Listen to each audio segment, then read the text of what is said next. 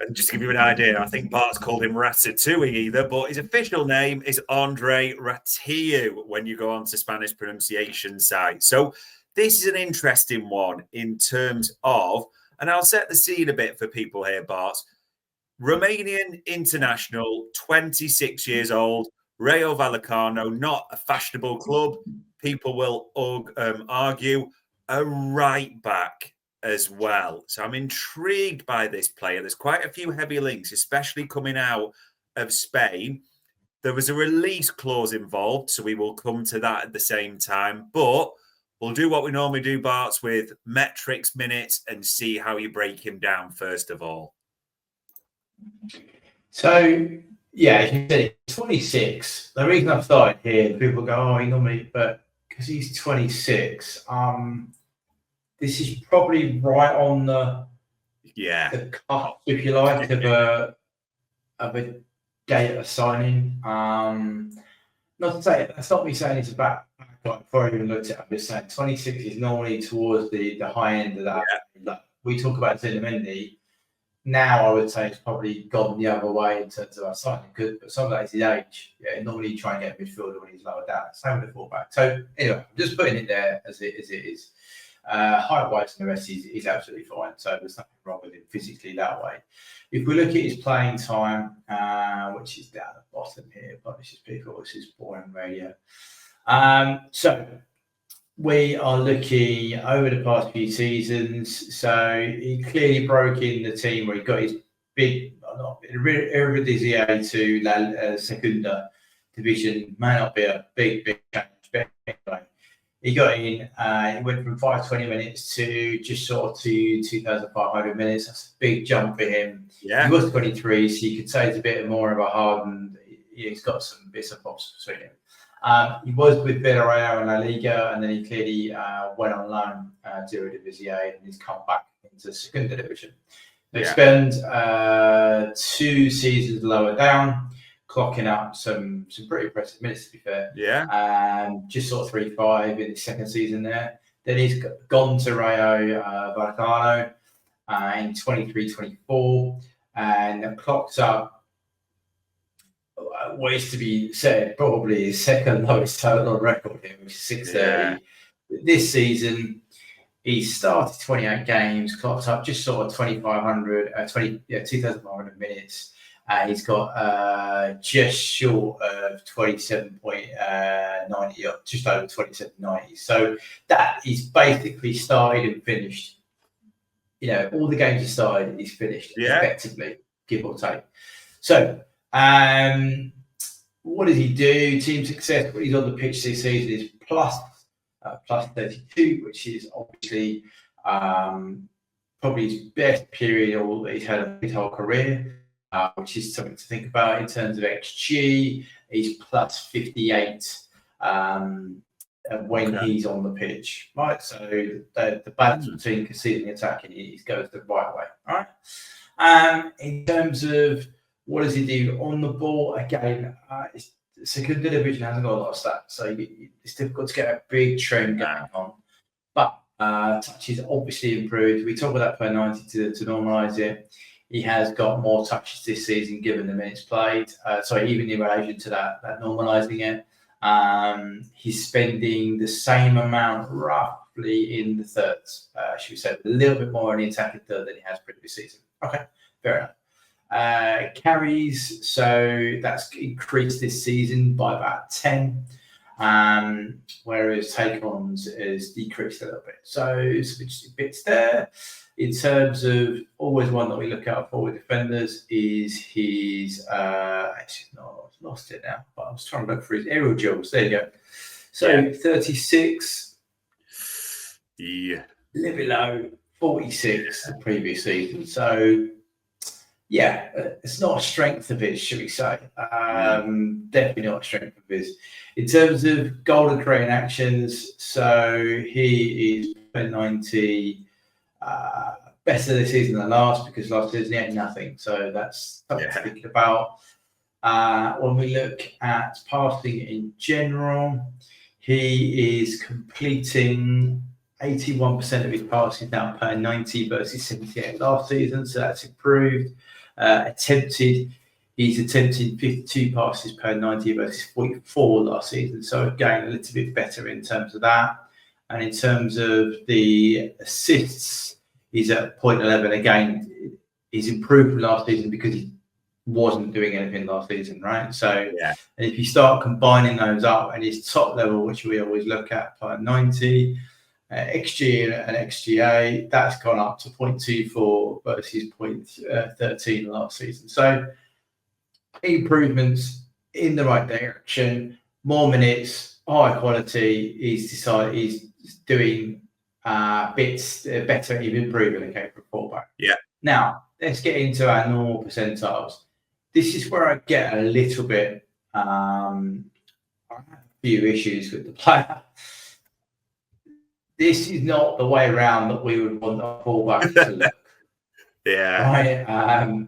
Aerials is the 21st percentile for fullbacks. That's not me comparing him with a centre half. That's comparing him like for like, apples with apples. 21st percentile is not great. That's not where you want your fullback to be. Clearances, again, this could be down to their style, but it's 26th percentile. Blocks, 59th percentile. So clearly, the cross blocking might be a tactic of theirs. A bit like ours is, to be fair, but could be out there. Interceptions, not looking to nip in front, and tackles is 57th percentile, which, considering the amount of duels that our fullbacks face a game, you might want to be considering the tackles to be a higher element to win that duels or make the tackle if you do it. So there's some bits there that are a slight worry. In terms of going the other way, though, so let's just put a pin in that, right, and look at what's he like in between the boxes. So he receives a fair amount of progressive passes considering he's a fullback, which says to me he likes to get up and support. Does he take on to 99th percentile? Very good. So he's more of a take the player on in the wide position, a bit like Robbo used to be fair. Progressive carry, 94th percentile. So again, he's a carrier rather than a passer. 71st percentile for progressive passes. So he's still got a bit of a range on him, but it's not, I mean, nothing's in the Trent League, but it's still not a bad place to be for a fullback. Pass completion, 81st percentile, which you might think that's okay, but for a fullback, it's only 68th percentile. So that's a little bit low down, considering a lot of ball they have isn't under pressure. So you'd expect that to be a bit higher. Passes attempted, 59th percentile. So again, he's not looking to be that instigator of attack or anything, which, okay, something to think about. What happens when he gets in the box, though? Non-penalty goals, 69th percentile. Fullback, okay, that's not great. That's 7% XG per 90. Shots, 75th percentile, so that's low. If we combine that all up with the shot creating actions, 2.79th percentile, so it's not bad. Expected goals, 93rd percentile, so he potentially gets in good areas, but doesn't necessarily then convert that. So, yeah. There is some attacking side of things that you could think, okay, but defensively, I think that's in the last show we did this. You kind of want your defender to do your defensive stuff, right? Would be one of the things that I would look to do. And if we get to our old classic overlaying, the direct competitor who we're comparing it to, so Bradley is the guy who, for all intensity purposes, will be our right side coming into the summer. So Bradley, I think it's fair to say, outperforms on several of the metrics. The only ones which Andrei outperforms Bradley are the attacking side of things. So, and that pass completion and pass attempted is higher for Bradley. So, I suppose it's kind of what you want this fullback to do. If you want a slightly better version than the guy Corona, is it? I can't remember his name. The right back we looked at is more of a winger than a fullback.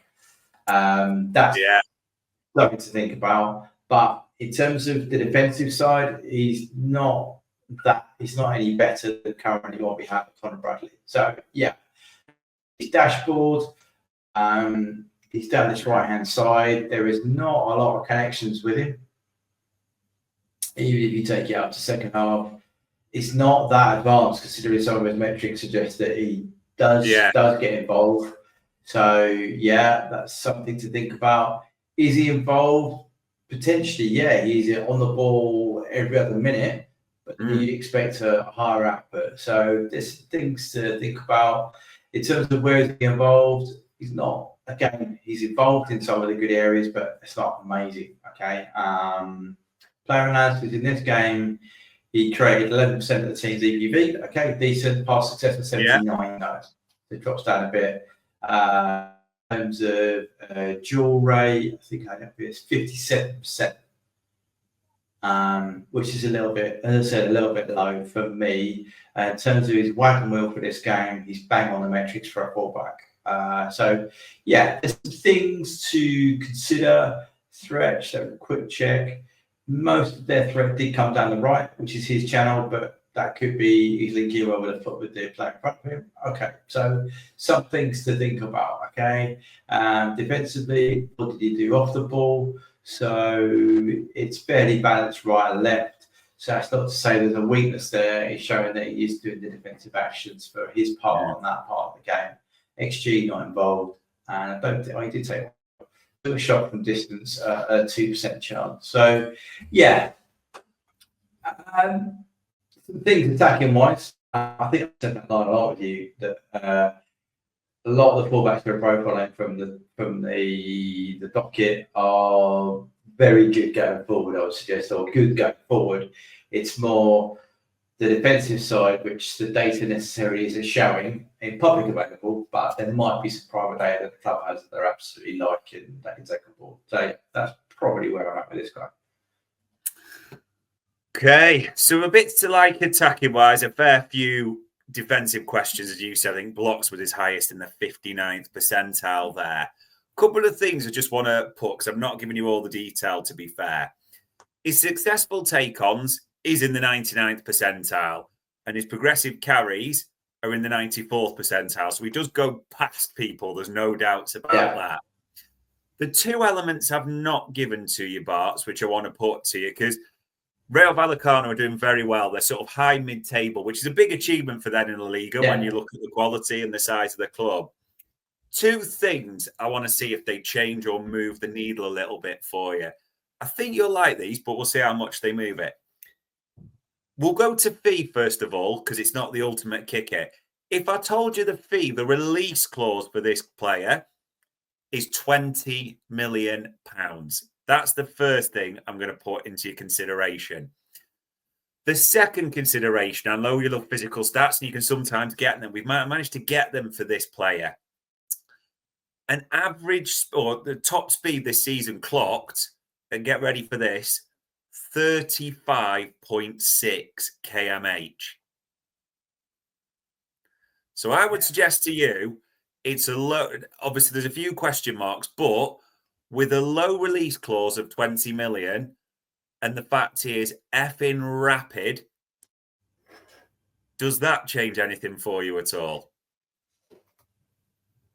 Yeah, I suppose there's two things. So yeah, he's cheap as chips in today's money, isn't he? And I can't believe I've just said that when the fee's £20 million. But yeah, that's the reality of modern football, isn't it? And his fees, I mean, his wages up here are like tiny. I'll be right, 10 grand a week. That's incredibly small. Like, yeah, so yeah, there. You could see that as a squad filler. Yeah. End of the summer, we've used all our money on forwards, and we've got a new left back. We've got a backup centre half, whether it's one of the ones we did yesterday or some other ones. And now we just need to fill the squad because we're going to give Bradley a chance. Maybe that's the way we're thinking. Yeah, I can see that. You know, if you've given all the kids a go from the academy in pre-season and you've not been impressed, then fine. This guy coming in on a short-term endo type deal might be all right. I wouldn't put him up against anything. He might, like, when he comes to a bigger club and he gets different training, you could see a bit of growth. But from the outset here, I'm not suggesting he's going to be a starter in some of our top games because defensively, he's not doesn't look to be good enough, and that might be really hard criticism. But no, I think if you're into the summer, you need a backup, then maybe for you. So you're not really going to lose it for nothing. You're going to get a guy who's going to be incredibly grateful for having the opportunity, who's going to put his effort in, can do 2,500 minutes. With not any worries about it. So maybe it's low risk. I would be concerned if that was our strategy going forward, though, that we were just going to go a last minute shopping with a yellow ticket in Tesco for a right back. But it wouldn't be a bad bargain basement to get. Yeah, and to be fair, people, it doesn't. I don't think he troubles the likes of Reed, the lad we looked at Feyenoord, and obviously we looked at Martin Fernandez at Porto is probably the top name that we've profiled. But if there is a bargain basement, Ratiu, if it needs to be done, possible.